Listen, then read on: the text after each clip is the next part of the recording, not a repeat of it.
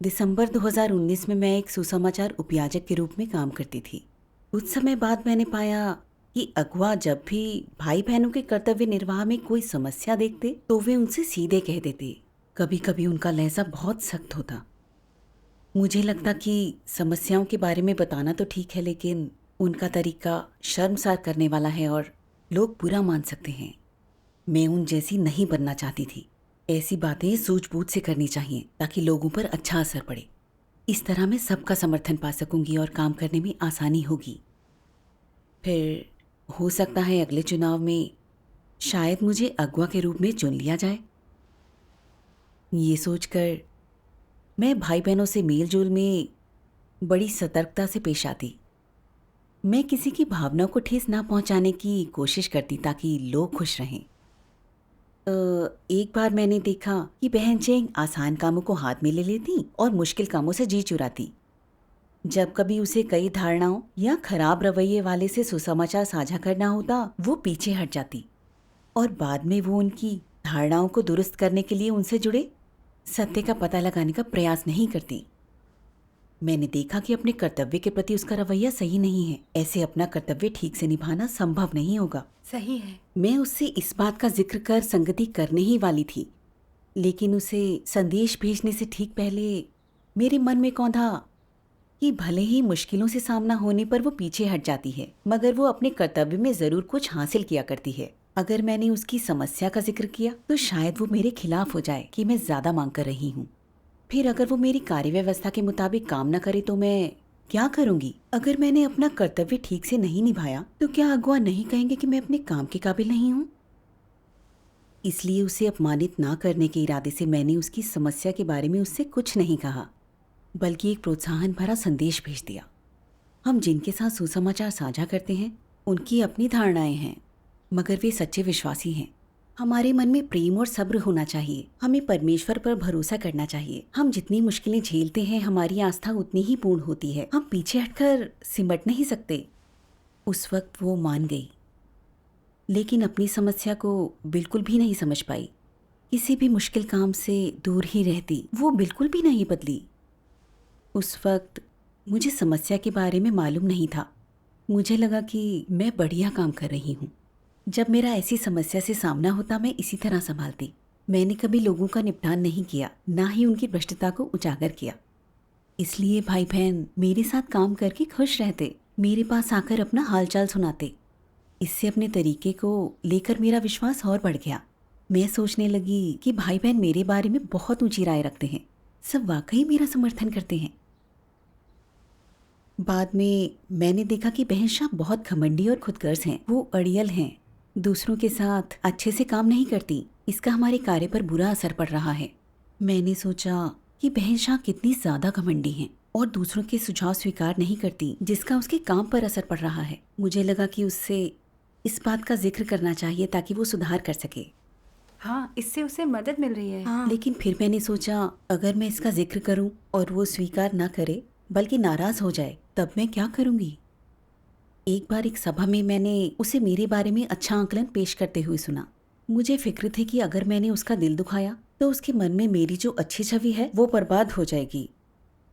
अगर उसके मन में मेरी छवि बदल जाएगी तो इसका असर मेरे अगुआ बनने के अवसर पर पड़ेगा। अच्छी तरह सोचने के बाद मैंने आखिरकार बहन शाह की भ्रष्टता और खामियों का जिक्र नहीं किया। इसके बजाय मैंने कहा, तुम्हारे अपने कर्तव्य में मुश्किलों से जूझने की बात मैं समझ सकती हूँ, लेकिन तुम्हें आत्मचिंतन करके सोचना होगा कि ऐसा क्यों हो रहा है। हमें भाई बहनों के साथ भी अच्छे से काम करना चाहिए। मैंने मुख्य समस्या को छोड़ दिया, थोड़ी सी सलाह दी और हौसला बढ़ाया। कुछ दिन बाद एक अगुआ ने मुझसे हमारे काम के बारे में पूछा। मैंने कहा बहन शाह घमंडी हैं, वो दूसरों के साथ मिलजुल कर काम नहीं करती। जब बहन शाह मुझसे मिली तो उसने कहा, जब अगुआ ने आपसे हमारे काम के बारे में पूछा तो मैंने आपको ये कहते हुए सुन लिया कि मैं घमंडी और दम्भी हूँ, मिलकर अच्छे से काम नहीं करती।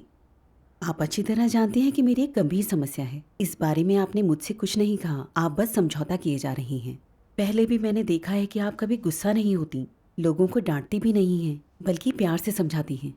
मेरा ख्याल था कि आप अच्छी इंसान हैं। अब मुझे एहसास हो गया है कि आप बहुत चालाक हैं, आपकी अपनी चालें हैं। सच कहूं तो आप पाखंडी हैं।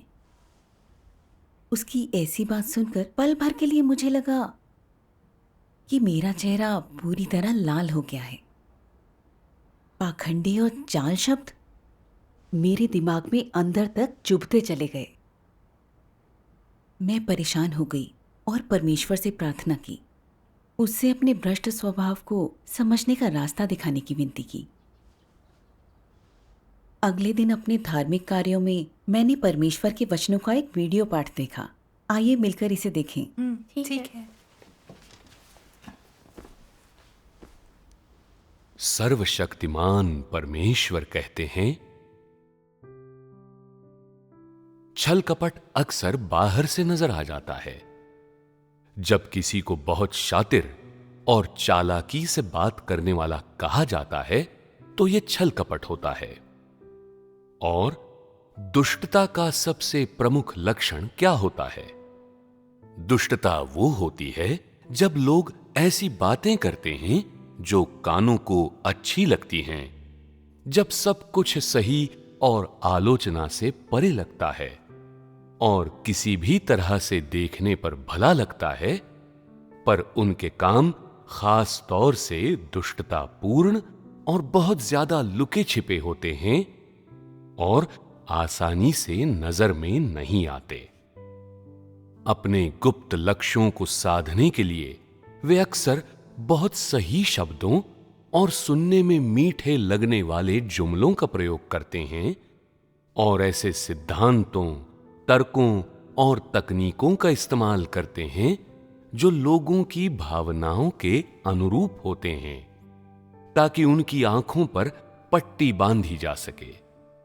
वे एक तरफ जाने का दिखावा करते हैं पर दरअसल दूसरी तरफ जाते हैं। यही दुष्टता है। लोग आमतौर से इसे छल कपट मानते हैं। उन्हें दुष्टता की जानकारी नहीं होती है और इसे कम पहचान पाते हैं। दरअसल दुष्टता को पहचानना छल कपट से ज्यादा मुश्किल है, क्योंकि यह ज्यादा लुकी छिपी होती है और इससे ज्यादा चालाकी भरे तरीके और तकनीकें जुड़ी होती हैं। जब किसी का स्वभाव कपटपूर्ण होता है तो आमतौर से 2-3 दिन में ही दूसरे ये भांप लेते हैं कि वो धोखेबाज है या उसकी हरकतें और उसकी बातें कपटपूर्ण स्वभाव को प्रकट करती हैं। पर जब किसी के बारे में यह कहा जाता है कि वो दुष्ट है, तो ये कोई ऐसी चीज नहीं है जिसका 1-2 दिन में पता चल सके। अगर कुछ अवधि के भीतर कोई विशिष्ट या प्रमुख घटना नहीं होती, तो उनकी बातें सुनकर तुम लोगों के लिए उनकी असलियत बता पाना मुश्किल होता है। वे सही बातें कहते हैं, सही काम करते हैं और एक के बाद एक सिद्धांतों की बौछार कर सकते हैं।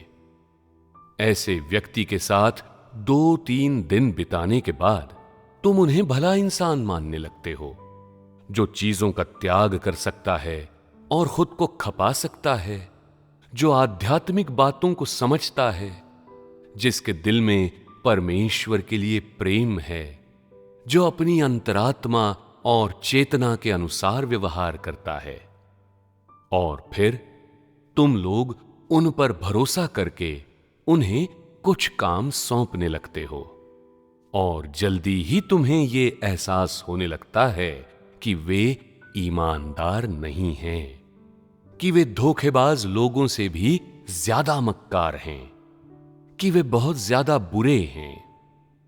वे अक्सर बिल्कुल सही शब्द चुनते हैं, ऐसे शब्द जो सत्य से मेल खाते हैं, जो लोगों की भावनाओं और मानवता के अनुरूप होते हैं, ऐसे शब्द जो बड़े मीठे लगते हैं।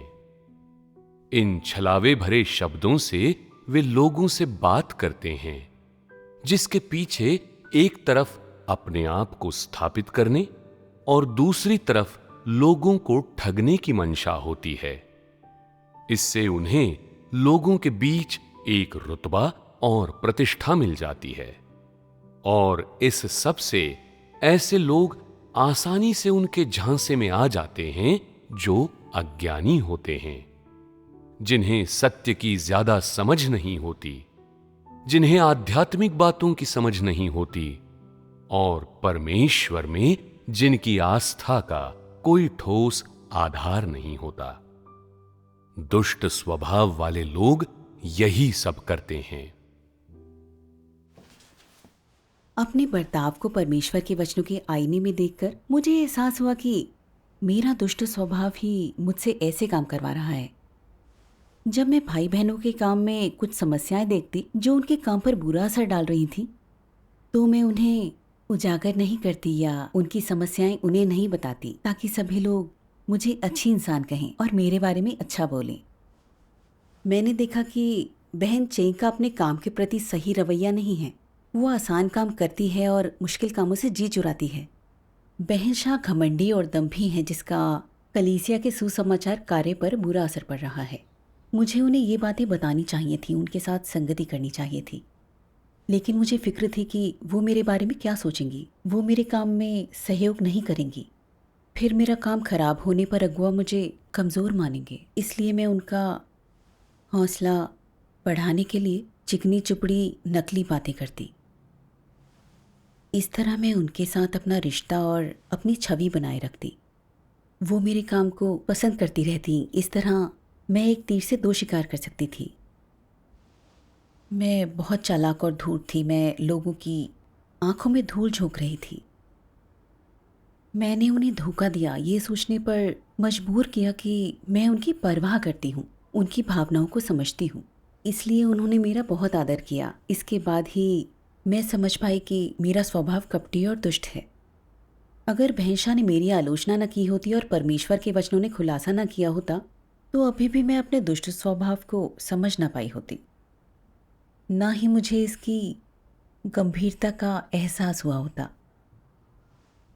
मैं समझ गई कि मेरे कर्म कितने ज़्यादा दुष्ट और घिनौने हैं, परमेश्वर के लिए घृणास्पद और दूसरों के लिए विद्रोहकारी। इसके बाद मैंने परमेश्वर के ये वचन पढ़े।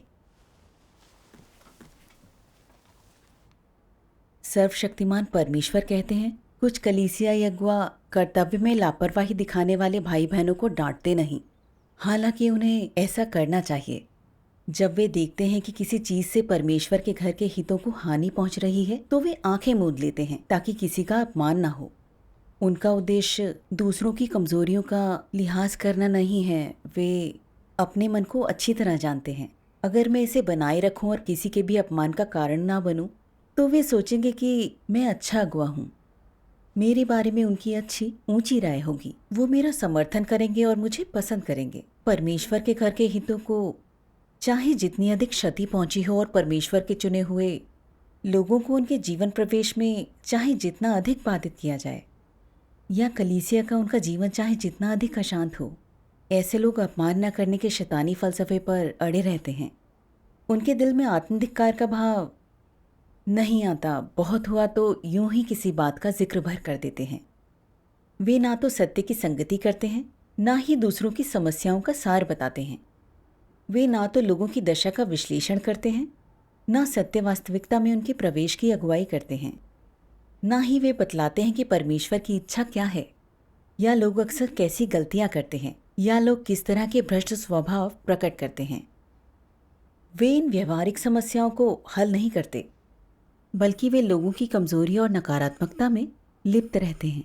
वे इन लोगों के व्यवहार को बिना निशानदेही के जाने देते हैं, और ठीक इसलिए कि वे ऐसा करते हैं, अधिकांश लोग सोचने लगते हैं, हमारा अगुआ तो हमारे लिए माँ जैसा है। हमारी कमजोरियों के प्रति उनमें परमेश्वर से कहीं ज़्यादा समझबूझ है। हमारा कद परमेश्वर की अपेक्षाओं पर खरा उतरने की दृष्टि से काफ़ी छोटा हो सकता है, लेकिन ये इतना काफ़ी तो है ही कि हमारे अगुआओं की अपेक्षाओं पर खरा उतर सके। हमारे लिए भी अच्छे अगुआ हैं।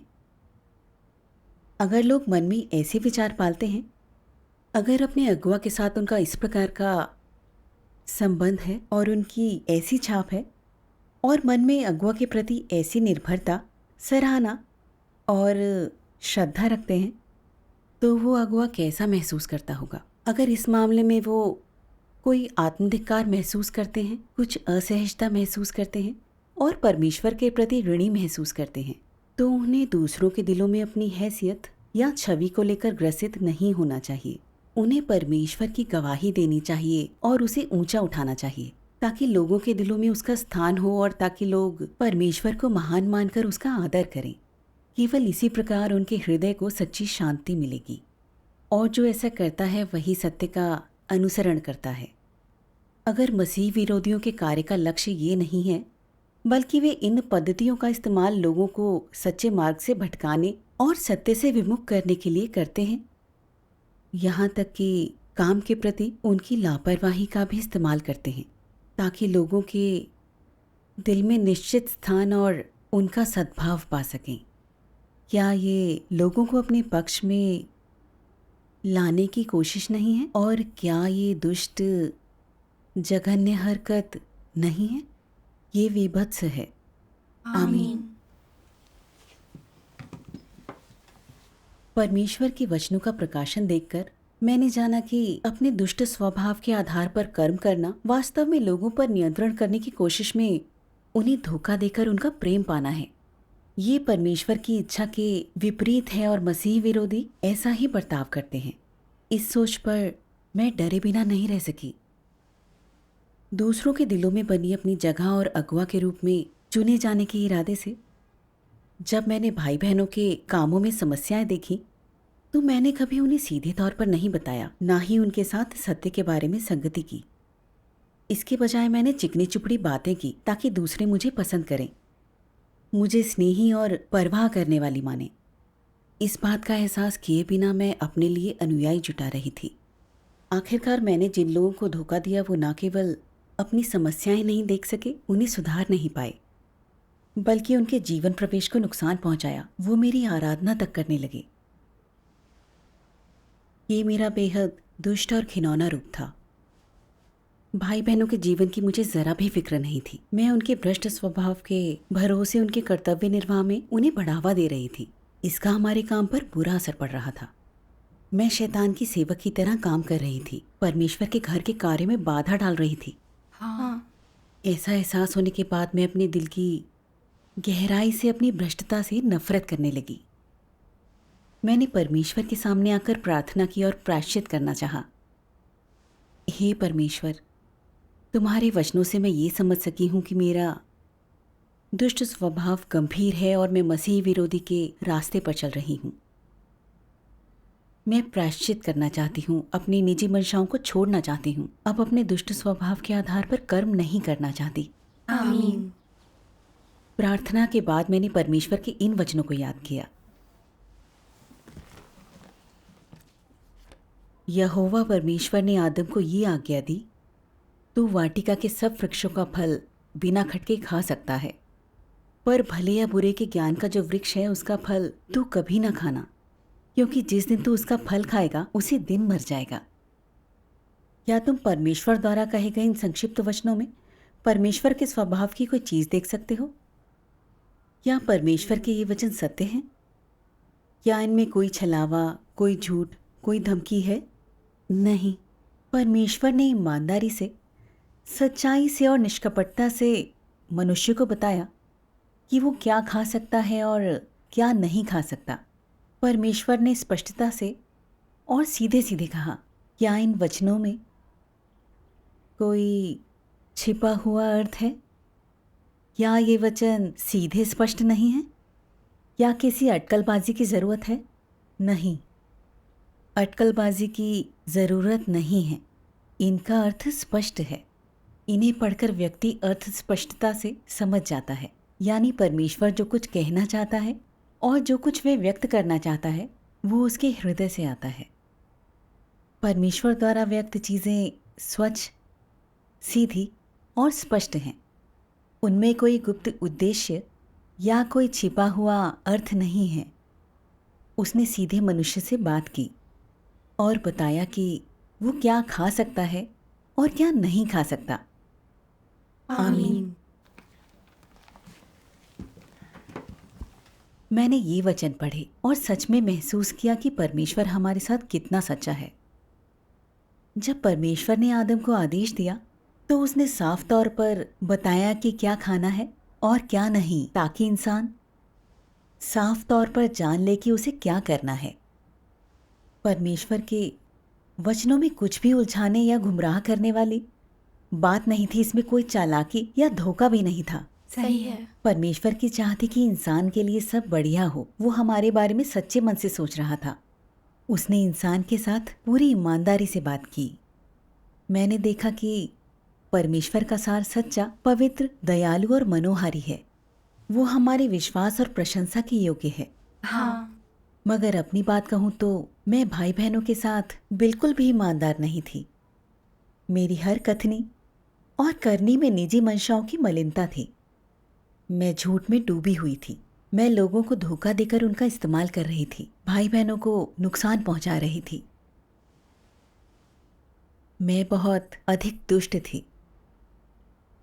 मन में ये विचार आने पर मैं खुद को दोषी समझने लगी और पछतावे में डूब गई। फिर मैं बहन शाह और बहन चेंग के पास पहुंची और उन्हें अपने भ्रष्ट स्वभाव के बारे में खुलकर बताया। मैंने उन्हें उनके काम में नजर आई समस्याओं के बारे में भी बताया। उन्होंने मेरे बारे में बिल्कुल भी गलत नहीं समझा, बल्कि कहा कि उनकी समस्याओं के बारे में बताना उन्हें मदद करेगा, वरना उन्हें एहसास नहीं हुआ होता कि उनकी समस्याएं कितनी गंभीर हैं। उन्होंने मुझे ये भी कहा कि अगर भविष्य में मैं फिर उनके काम में कुछ समस्याएं देखूं तो उन्हें ज़रूर बताऊं। उसके बाद मैंने उनमें कुछ बदलाव देखे। वो अपने काम में बेहतर होने लगी। इससे मुझे बहुत खुशी हुई। परमेश्वर का धन्यवाद। परमेश्वर का धन्यवाद। फिर अपने धार्मिक कार्यों में मैं परमेश्वर के वचनों में अपने भ्रष्ट स्वभाव का समाधान ढूंढने लगी। मैंने परमेश्वर के वचनों के कुछ अंश के वीडियो पाठ देखे। आइए साथ मिलकर देखें। बढ़िया।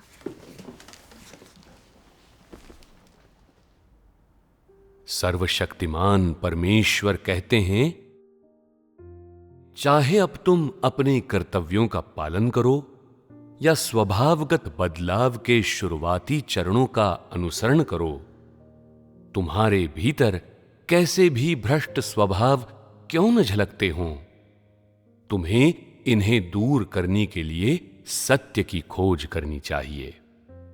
उदाहरण के लिए, अगर तुम लोग अपने आप को हमेशा मीठे शब्दों में छिपाने की कोशिश करते हो, अगर तुम लोग हमेशा दूसरों के दिलों में जगह बनाने की कामना करते हो और चाहते हो कि दूसरे तुम्हें ऊंची नजर से देखें, अगर तुम्हारे अंदर ऐसी मंशाएं हैं, तो इसका मतलब है कि तुम अपने स्वभाव द्वारा नियंत्रित हो रहे हो।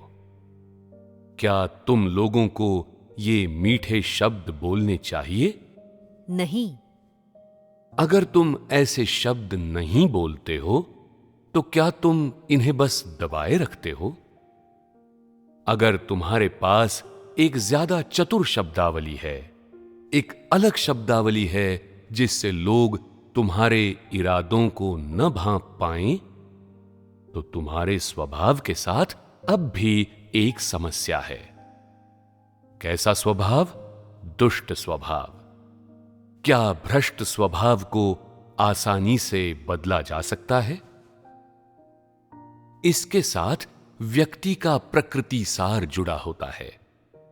लोगों में ये सार, ये मूल होता है और इसे थोड़ा थोड़ा करके खोद निकालने की जरूरत होती है।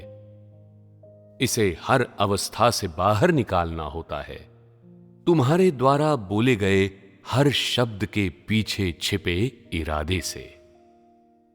इसे तुम्हारे द्वारा बोले गए शब्दों से विश्लेषित करके समझना होता है। जब ये बोध और स्पष्ट होने लगता है और तुम्हारी आत्मा और ज्यादा चतुर हो जाती है, तो तुम लोग ये बदलाव ला सकते हो।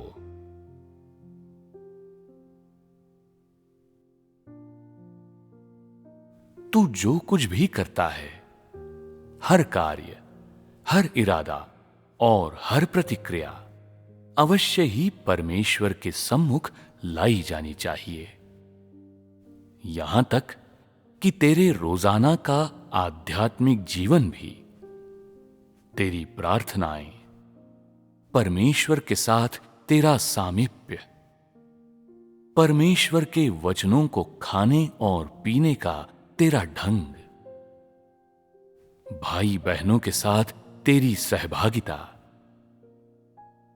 कलीसिया के भीतर तेरा जीवन और साझेदारी में तेरी सेवा परमेश्वर के सम्मुख उसके द्वारा छानबीन के लिए लाई जानी चाहिए। ये ऐसा अभ्यास है जो तुझे जीवन में विकास हासिल करने में मदद करेगा। परमेश्वर की छानबीन को स्वीकार करने की प्रक्रिया शुद्धिकरण की प्रक्रिया है। जितना तू परमेश्वर की छानबीन को स्वीकार करता है, उतना ही तू शुद्ध होता जाता है और उतना ही तू परमेश्वर की इच्छा के अनुसार होता है, जिससे तू व्यभिचार की ओर आकर्षित नहीं होगा और तेरा हृदय उसकी उपस्थिति में रहेगा।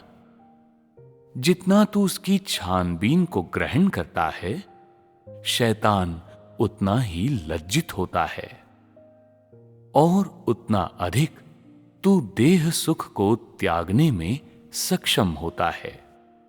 इसलिए परमेश्वर की छानबीन को ग्रहण करना अभ्यास का वो मार्ग है जिसका सभी को अनुसरण करना चाहिए।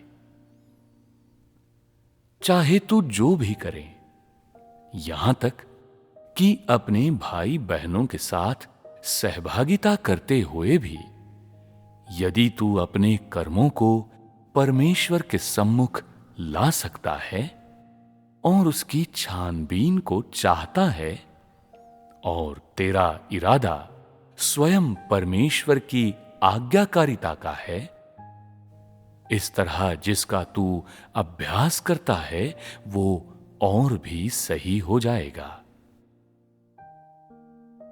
केवल जब तू जो कुछ भी करता है वो सब कुछ परमेश्वर के सम्मुख लाता है और परमेश्वर की छानबीन को स्वीकार करता है, तो वास्तव में तू ऐसा कोई हो सकता है जो परमेश्वर की उपस्थिति में रहता है। आमीन। परमेश्वर के वचनों से ये स्पष्ट हो गया कि किसी समस्या का सामना होने पर मुझे अपनी सोच की जांच पड़ताल करनी चाहिए, अपनी कथनी और करनी के पीछे की मंशाओं पर मनन करना चाहिए, परमेश्वर के सामने अपनी कथनी और करनी की जांच पड़ताल को स्वीकार करना चाहिए। जब मैं दुष्ट स्वभाव दिखाऊं तो मुझे उसका विश्लेषण कर खुद को जानना चाहिए और निजी हितों को छोड़ देना चाहिए। तब अपने दुष्ट स्वभाव के अनुसार कर्म करने की संभावना कम हो जाएगी और मेरी भ्रष्टता का ये पहलू शुद्ध हो जाएगा। हाँ। बाद में मैंने देखा कि एक बहन कमजोर थी और कोई भी मुश्किल काम करने को तैयार नहीं थी। जब कभी सुसमाचार कार्य में उसे कोई समस्या होती वो उससे मुंह मोड़ लेती। मुझे लगा कि वो अपने कर्तव्य की जिम्मेदारी नहीं निभा रही है और मुझे उसके साथ संगति करनी चाहिए। लेकिन मेरी समस्या ने फिर सिर उठा लिया। अगर मैं उसकी समस्या का जिक्र करूंगी तो शायद वो सोचेगी कि मैं बहुत सख्त हूँ और वो प्रतिरोध कर मुझसे दूर रहने लगेगी। मैं सोचने लगी कि इस बात को कैसे पेश करूं कि उसे स्वीकार हो और वो मेरे खिलाफ ना हो जाए। ये विचार आने पर मुझे एहसास हुआ कि मैं फिर से भाई बहनों के बीच अपने रुतबे को बचाने की कोशिश कर रही हूँ। मैंने अपने दिल में परमेश्वर से प्रार्थना की, हे परमेश्वर, मैं तुम्हारी जांच पड़ताल स्वीकार करने और अपनी निजी मंशाओं को छोड़ने के लिए तैयार हूँ। मैं अपनी बहन की मदद करने और अपना कर्तव्य निभाने के लिए संगति करना चाहती हूँ। इसके बाद मैंने उस बहन के साथ उसकी समस्या का विश्लेषण करते हुए संगति की। उसने कुछ हद तक आत्मबोध हासिल किया। इसका अभ्यास करने के बाद मुझे बहुत भीतरी सुकून मिला। परमेश्वर का धन्यवाद। अब मुझ में अपने दुष्ट स्वभाव की थोड़ी समझ पैदा हुई। अब जब कभी मेरा किसी समस्या से सामना होता है, मैं सचेतन होकर सत्य को खोजती हूँ और अपनी स्वार्थी मंशाओं को छोड़ देती हूँ। मैं परमेश्वर के वचनों के अनुसार काम कर पाती हूँ। मैं थोड़ा बहुत बदल पाई हूँ। ये सब परमेश्वर के वचनों के न्याय के जरिए हासिल हो पाया है। परमेश्वर के उद्धार के लिए आभारी हूँ। परमेश्वर का धन्यवाद। अब मेरे पास भी अभ्यास का मार्ग है। परमेश्वर का धन्यवाद।